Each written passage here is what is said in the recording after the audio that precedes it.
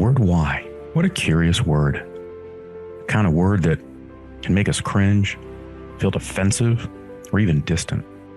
But you know, sometimes why is the key. The key that can unlock so much to our lives. Join me as we explore the why with fascinating contributors to the world. Those that entertain us, inform us, teach us about life, and if we're lucky, inspire the next in all of us.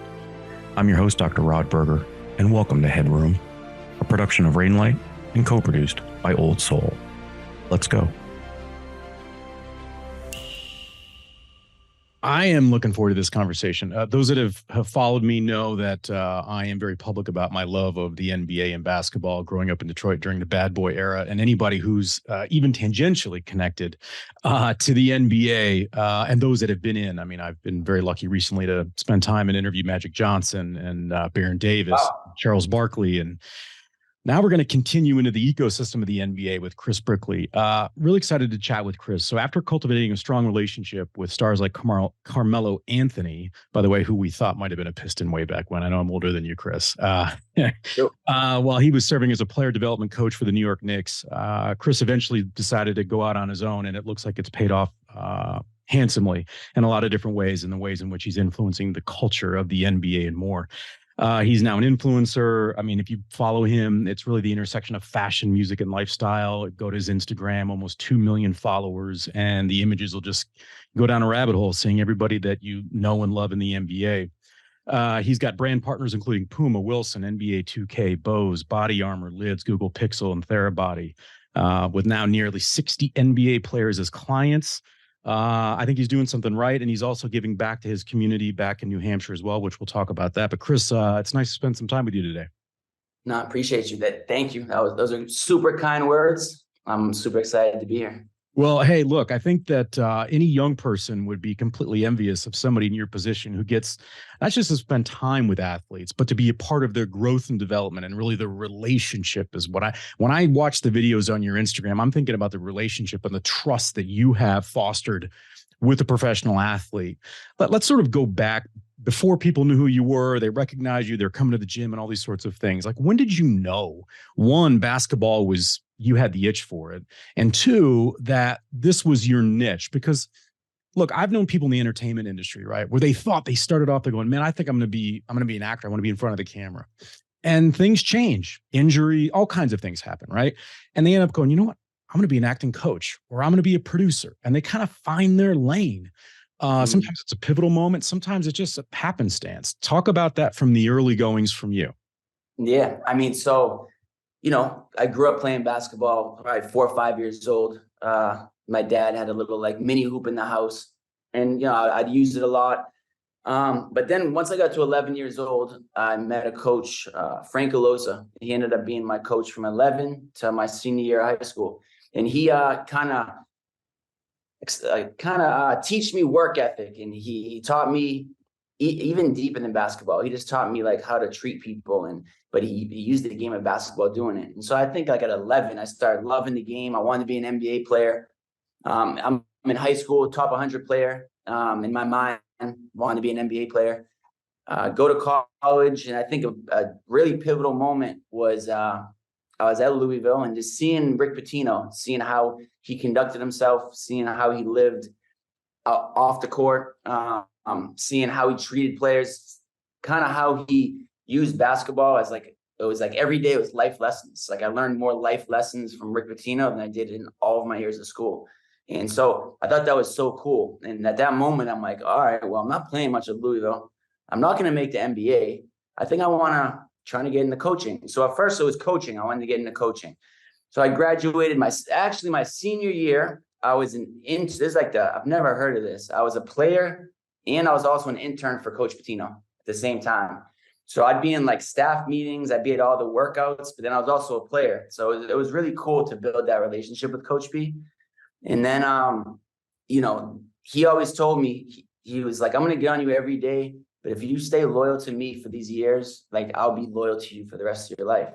And it was true. We graduated. He helped me get a position at Ole Miss as a graduate assistant. Then the next year, I was the youngest Division I assistant coach in the country at Fairleigh Dickinson.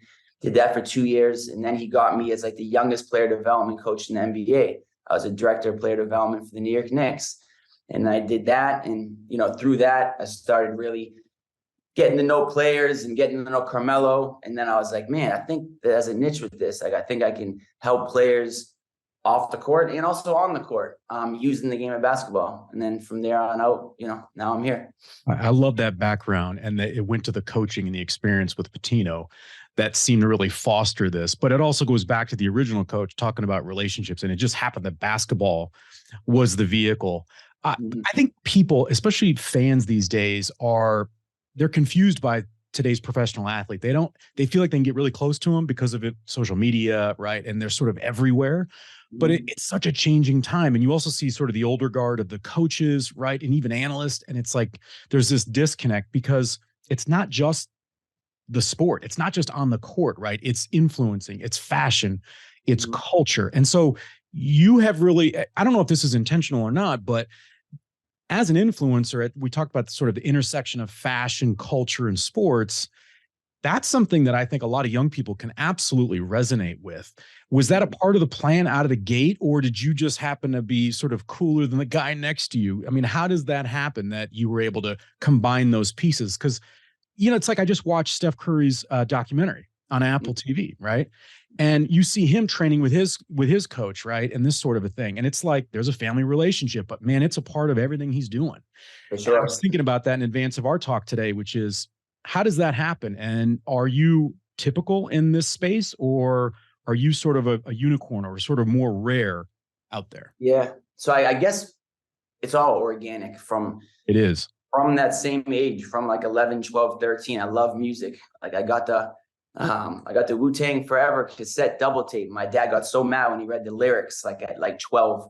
I got the 112 album when I was like 13. So I've always been really into hip hop music. I feel like that goes back to my mother. My mom went to the Berklee College of Music. She was like super smart, a music writer, music composer. And I feel like it's like in my genes, music. I don't know. I've always loved music. And then from fashion, I've always loved fashion. I've always like been super in tune with like just what's popular in clothes and kind of putting my own style to it. So this is way before I ever thought I was going to be a trainer or a coach or anything. I love those two things.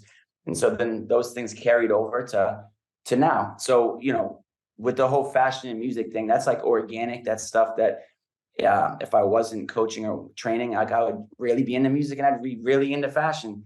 So, and yeah, it definitely kind of makes me a unicorn in the sense of, so I'm so into fashion, I'm so into expressing myself that I have a bunch of tattoos. And especially when I first started out, like, trainers or coaches with tattoos, it was like, that didn't happen. Like, and, trainers having friends who are rappers or whatever the case may be.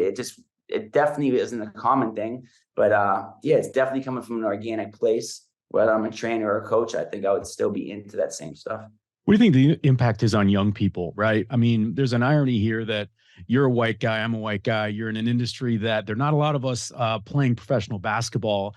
Yet you are a conduit to, it's almost like you're translating for those that either can't relate or want to relate. And I'm sure that comes up. That's got to be a part of sort of just your everyday, not in a negative way at all, but just it's a part of who you are. Speak to that. Yeah, no, I mean, I think just inspiring the youth that's probably like one of the top feelings in the world. Like, I think what for me, that it's up there tied is like working with a player, seeing that player do what we worked on in a game, in a big moment, that's up there. And then getting messages and seeing youth get the exact tattoo I have or my name tattooed on them or whatever the case may be, just inspiring the youth. Those two feelings are like euphoric. It's amazing feelings. Give me one of those moments. Give me one of those moments. The future. The youth is the future. So, Chris, give me one of those moments when you were watching, let's say, an NBA Finals, and you went, "Oh man, that's like watching a movie going, no, that's my line, man. I gave them that line." So this is one that comes to mind. So CJ McCollum was in the bubble. I believe they were like, it was the quarterfinals, the Western Conference, or maybe the first round. It was Game 7, and something that we worked on the whole offseason prior to that. and it was a short season, like the bubble season. So we literally just got done working. We were working on like his ISO situations and going right and pulling up in like the elbow area, because we knew how good of an ISO player he was. We knew how he could get to the elbow whenever he wanted, but he was way better going left and going right. So we worked on it every single day. We talked about it. We worked on it. It was every day. And then he hit a buzzer beater off of the ISO move, going to the right from the elbow, in which advanced them to, I think it was the second round of the quarterfinals. And that was just an amazing feeling seeing that. Man, that's got to be incredible. All right, so give us a good story of an NBA player that was recommended to come to you, who was skeptical, and it turns out now they're very close friends and close clients but there was a little bit of a transition. I'm sure not every one of them is as smooth as possible, right? For sure. I mean, to be honest, I feel like at this point of my career, other than the players that I work with and that I have, I think every player is skeptical, just because through my brand deals and through social media and through just everything, it's almost like, which I don't like this, but I've gotten so big that players like look at me almost like like the first few workouts, they're like nervous to play in front of me. That's essentially nervous. They're like, because they want to impress me so bad. It's just like it's just this weird thing I can't really explain. I've never talked about it publicly. It's the first time I've talked about it, but it's just like this. I think because my influence has gotten so big that a lot of these, especially the younger players, they grew up playing NBA 2K and like training with me on the video game, or buying my sneaker, or following my life through social media, that when they're actually like in the gym, like in pre-draft, the players walk in, they're like, oh my God, like I'm at the summit, like, and it's like this big deal. They grew up watching videos in the gym. So I think like all players, they have that initial, like, and then once they realize I'm super humble, never going to talk about myself. I'm as humble as they come. Literally, I'm as easygoing as they come. Then they realize like, oh wow, like, so I think that's like a weird thing with the influence. I never want the influence to be so big that it messes with the players. But yeah, that's I think that happens every day working with the guys. But once we start working, everything is really smooth. Everything's smooth. So how do you balance that, right? Because there's a natural progression. I mean, once you've worked with this many, right, and especially notable players, I mean, it's a who's who of NBA rosters and the top players. And then you've got the fashion, you've got all these sorts of things, but yet you want to stay true to your roots. Do you have to catch yourself? Do you have to make sure that your inner circle is the same as it was maybe 15, 20 years ago? Like, how do you avoid the pitfalls that sadly so many in entertainment and even professional athletes have, I think, fallen to, because they kind of get sucked up into it, right? You get used to it. 100%. So I guess I have two answers for that. Number one, yeah, the people around me have a small circle. You know, I've had the same manager for years. My actual assistant is someone who I trained 10 years ago when I was an intern with the Knicks. And I trained with him, and now he's 21 years old, and now so everyone around me has been around me for a long time. And with the players, you know, it could be weird. Like I go to the Puma store where I have a sneaker release, and there's 300 people there, and I sell out the first day of the sneaker, and it's like this big deal. But then I have to go to the gym, and I might be working with the 14th player on an NBA team, and I just need that. Like all of that goes in the trash. All that sneaker stuff, all that personal, any of that personal stuff goes in the trash. And now I'm servicing you. You need water? You need me to wipe the floor up? You need me to, and I'm going to do that. So it's just, you know, being mindful of not carrying over the outside stuff onto the court. You find that you become a trusted confidant of the players? I mean, how do you keep that professional boundary? Because the lines are so blurred nowadays that I'm sure they want you to be a part of their circles. I mean, I would want that for someone who's that intimate in my training and really as a part of my success moving forward. Sure. So with that, I pick and choose. Yeah, you're right. A lot of the guys want me to be in their inner circles for sure. And it needs to be right. You know, for me, it needs to be right. For them, it needs to make sense. We need to actually get along. It needs to, like, so Jimmy Butler's a perfect example. We've been working for like 3 years now, but before that, you know, I didn't even know him. And it went within that first year of me training. Now, when I go to Miami, basically for the whole winter, I stay in his house, and, you know, I'm with his kids, and like we become super, super close. And just because like we're into the same things, we respect each other.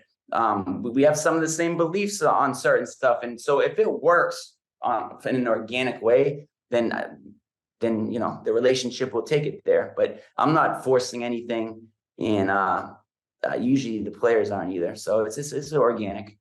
Are you an entrepreneur? I mean, how do you think about yourself if you had to identify yourself in more of a classic environment outside of a basketball court or gym? How do you identify yourself? I'm a trainer. I'm sticking to that. You're sticking to that. See, because when I see you, Chris, I think of sort of this new age, like you represent the youth. Like when I go out and speak in schools and different things, I see these young people that want to be entrepreneurs, but they don't want a classic path, right? They might have an idea and they might be an entrepreneur by default because they've got an idea and they want to create a business. Yeah. You've done that. It just happens to be very public facing.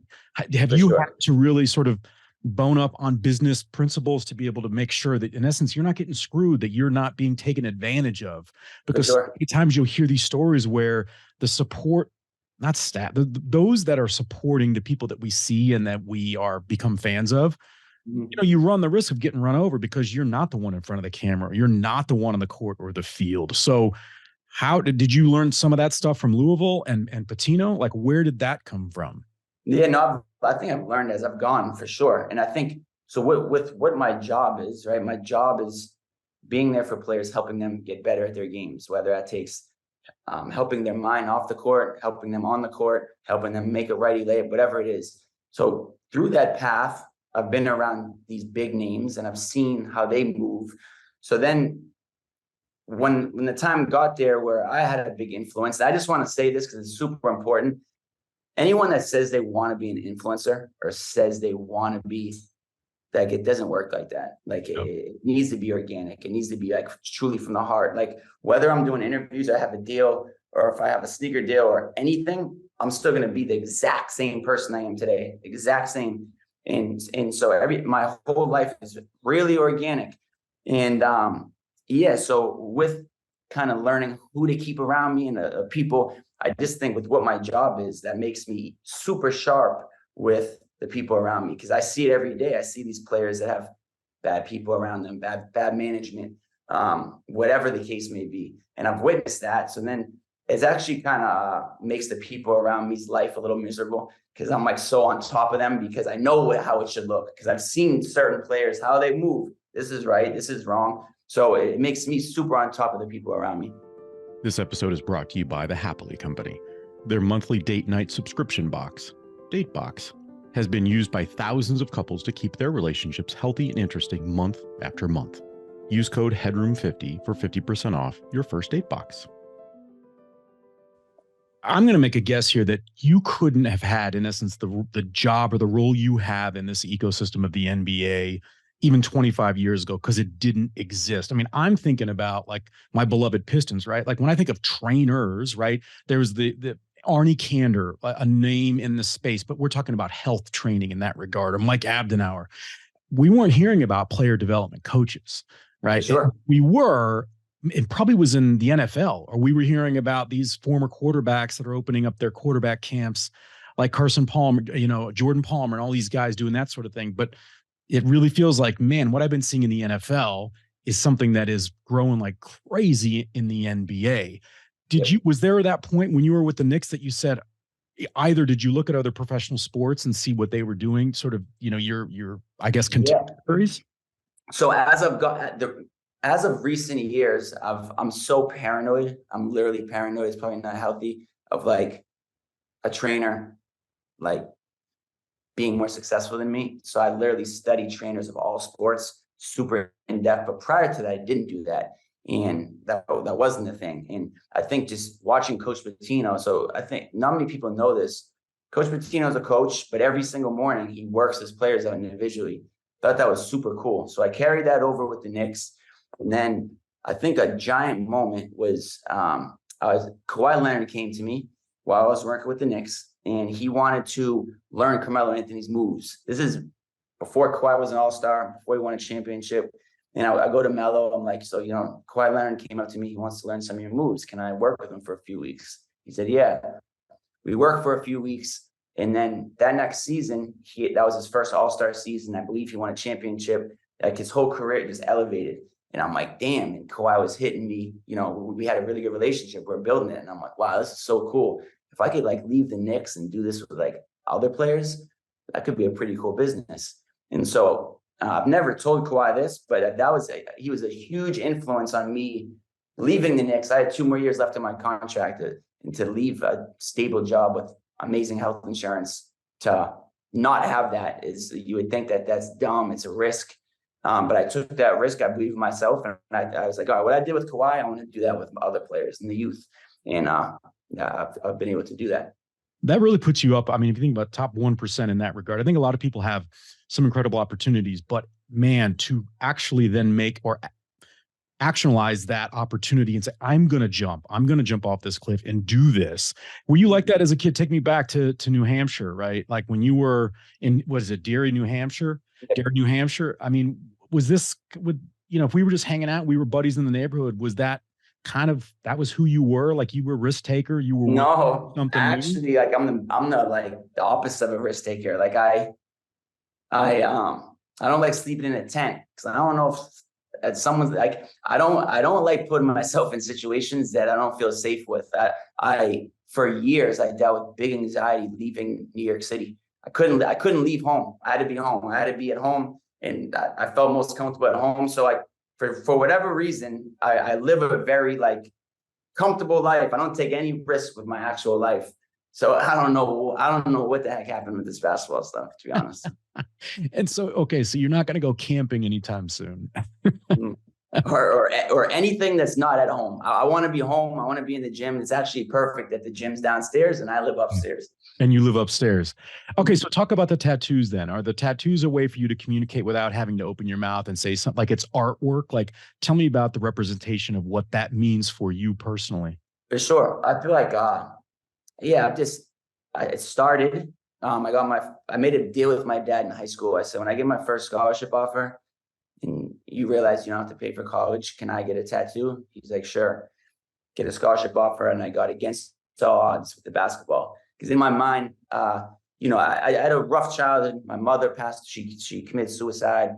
And like my best friend died of cancer. And then my next best friend died in a car crash. And then my next best friend died on like a cliff incident. And so I truly believed it was against all odds, me even playing college basketball, the fact that like mentally I like kept it together. So I think I ran with that. And so my body the tattoos is like a story, is my story, my journey.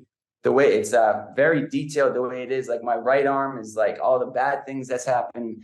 And the left arm is like positive stuff that's happened. My legs are influences, things I'm influenced by. So it's actually like a book, my tattoos. That's amazing. And one, I appreciate that you shared what sounds like just, you know, sort of a litany of horrible things that you had to go through and that people and other families as well had to go through. I know that you were working to make a difference, and obviously the basketball court is a place where you can make a difference beyond influence, because to your point, it's got to be organic. I know last month that you unveiled a project in New Hampshire with some courts. Talk about not just what the project is, but really what it means, because I do find that when people, with the more success they get, the more opportunities they have to give back. And it really becomes a challenge of trying to figure out where to help. It's like when I was interviewing Barkley and he talked about, you know, he was told early on by Dr. J, like, man, he was like, Chuck, you can't say yes to everything, you know, and that was just such a pivotal moment for him in his rookie year to say, all right, fine. Cause he felt like he had to. This feels like, my sense is this is something very personal to you because it represents you. It's authentic to you. Sure.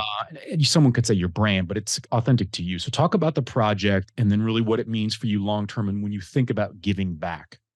Man, it's giving back to your community. I feel like it's everything. It's the community where I grew up. It's every day growing up in New Hampshire, I wish there was a nice outside place to play basketball. And there wasn't like any like really cool courts. So I was just thinking, I was like, okay, if kids look at my story and they want to use basketball, I want them to be able to go to a cool court whenever they want, work on their game. Even deeper than that, the 3 friends I told you about, Sam Carey, Davis Hemingway, and Justin Brabant, their names are on the court. So it's like even deeper. The families are super appreciative of like that their names will live in New Hampshire on that court forever. And my father's name's on it. He played a huge part. So that the court is similar to like the concept of my tattoos. It's like I'm kind of like telling a story while also I want kids to hang out there. I want kids to meet friends, and I want kids to use basketball. But yeah, no, the court means the world to me for sure. Let's pivot a bit, and I'm going to put on my sort of my parent hat here in this regard, in thinking about advice for young people, right? I think one of the things we aren't taught in school, whether you're at Louisville, like you were, I was at Michigan State. One of the things is sort of those difficult conversations you have in professional settings and the way in which you coach. And I would imagine that you've had to really refine a skill set that you obviously are naturally good at, which is to convey information that is not just great information. It's like I worry about my kids in competitive sports where, it's like if they don't win the trophy every time, it's like, well, what's wrong? And it's like, and that's not how I grew up. I'm older than you, man. I have more gray hair, but it was a much tougher, like if you lost because you probably weren't better, right? The best team probably won. But I do think it's valuable information for young people to learn about in different situations. How do we convey and communicate observations we make with the clients that we work with, our colleagues? And you're in like, man, that's an intense kind of a scenario where either you've had to, in essence, break up with a client or let a client go. How have you navigated that if you sort of step back and do an audit of yourself? Yeah, I mean, I've learned that transparency is everything. I've learned that just communicate. That's number one. Like at all times, I want the player telling me how they feel, whether it's good or bad. And at all times, I want to be able to tell you how I feel about your game, your attitude, the way you're carrying yourself on the court, your body language, whatever the case may be. So I just like communication is like essential. And so with the relationship, that communication comes. And then from there, that makes my job easier. Sometimes it's tougher to crack play. It's tougher to get players to start being like vulnerable to me. Definitely is. And so it's a process. And I think just figuring out what motivates the player. Every player is motivated by something different. And kind of use it as my job to figure out, all right, what motivates this player? Because if I can figure out what motivates this player, then I can get to them. And then I think they'll start being transparent with how they feel about things. And so that's kind of the way I go about things. Having tough conversations is everything. Little things, like I learned that, the tough conversations, don't do text messages, like have it like a face-to-face convo. And I learn every day about better ways to communicate and being transparent. And it's a work in progress for sure. And I know that you work with Kevin Love, and I really appreciate that Kevin has talked about, he's been very open about mental health. I think it's so important as an athlete for young people to understand and have a conversation that's much more open about not being perfect and the impact that the outside environment has.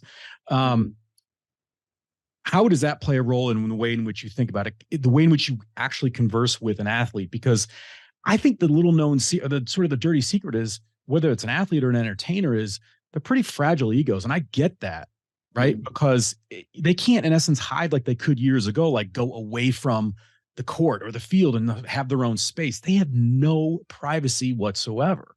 For sure. So actually, I was just telling my friend about this.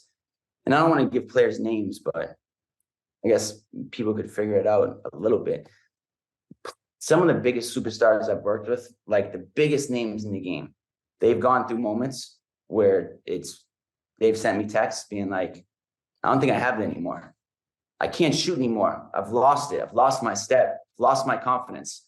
Like I can't do this anymore. Like stuff that you would never think in a million years, the greatest scorer, one of the greatest scorers of all time, is telling me I've completely lost my confidence in the middle of the season.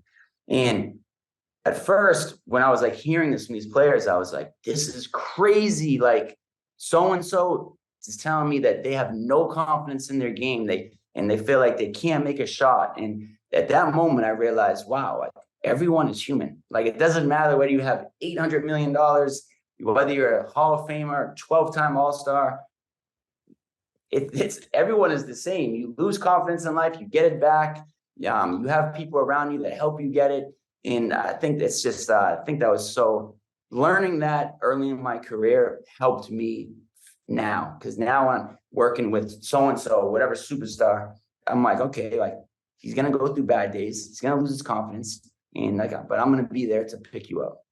How do you judge your success? Like, how do you do that now? Is it based on players you're working with? I would imagine it changes or it sort of evolves. Maybe it's a moving target, but we're brought up in a society where it's like we want to be able to label this as a success. And you're in a path that's very, very new in the NBA and growing, to your point about being anxious about other trainers out there.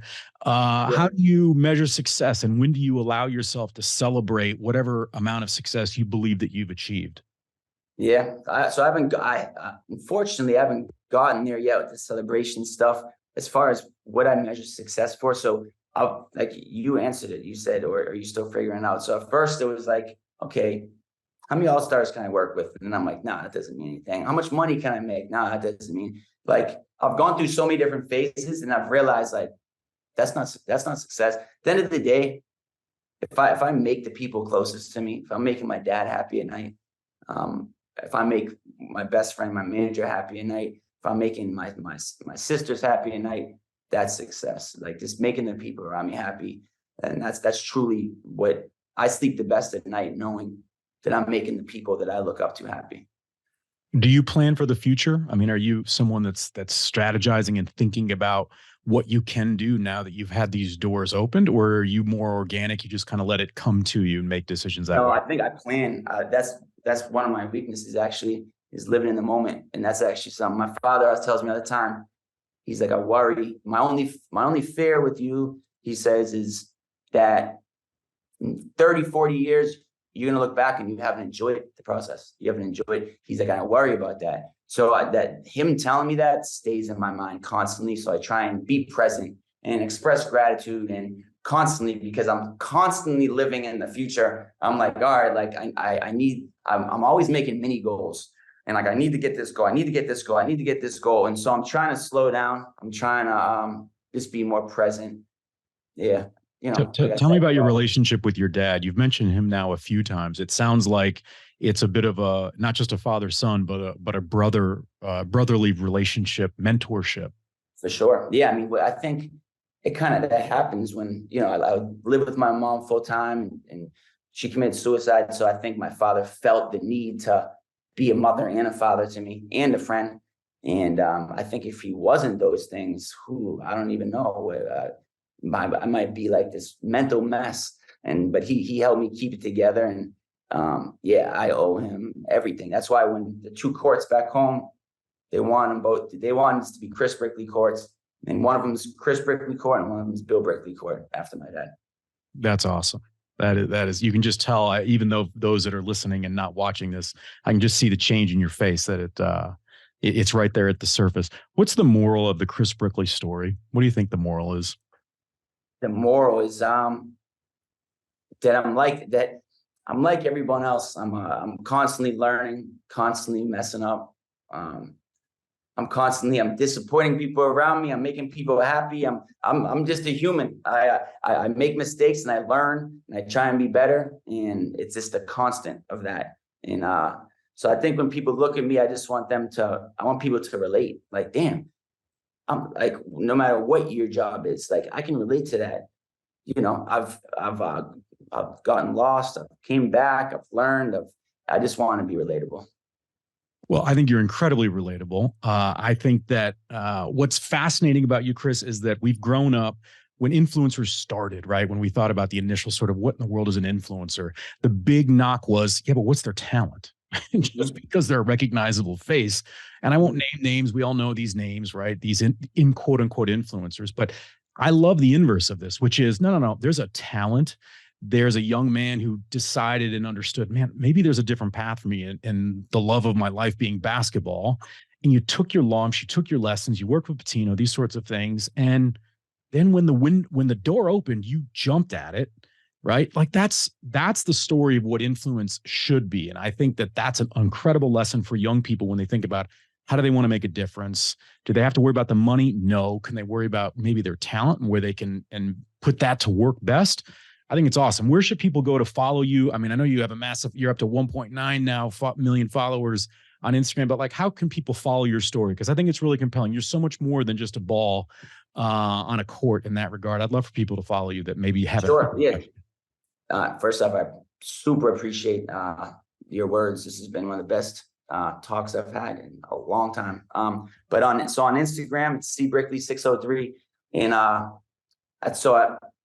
something I take pride in is people that follow me know is like at night before I go to sleep, I like to like write all my thoughts on my stories, my Instagram stories, and just kind of the stuff I'm going through. I feel like people that follow me over the years, they know like the ups and downs I've gone through. So I kind of take pride in like showing people I'm just like you, no matter how successful I get.